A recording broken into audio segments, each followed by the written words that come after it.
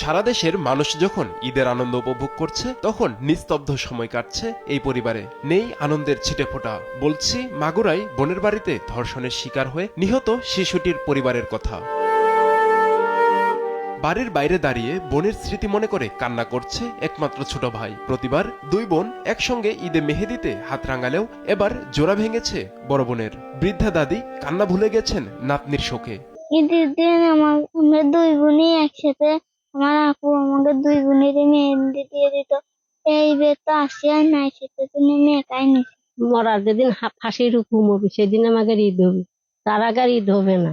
ঈদের আগে সরকার সহ বিভিন্ন ধর্মীয় রাজনৈতিক প্রতিষ্ঠান থেকে কর্মকর্তারা বাড়িতে গিয়ে বিভিন্ন সামগ্রী উপহার দেন। এরপরও আনন্দ উপভোগ করার মতো পরিবেশ নেই শিশুটির বাড়িতে। তাদের একটাই চাওয়া, হত্যার বিচার। আমার কত যন্ত্রণা হচ্ছে। আমার একটুকুটা বাচ্চার সাথে যেরকম ওরা খারাপ ব্যবহার করছে শগুনের মতো, ওগার সাথে যেন সরকার ঠিক সেইভাবেই যেন জঘন্য কোনো কাজ করে। আমার সরকারের কাছে একটা আবদার যে ওগার তাড়াতাড়ি যেন ফাঁসি হয়। এলাকাবাসীরও চাওয়া শিগগিরই শিশুটিকে ধর্ষণ ও হত্যাকারীদের বিচার নিশ্চিতের। নিউজ ডেস্ক, দেশ টিভি।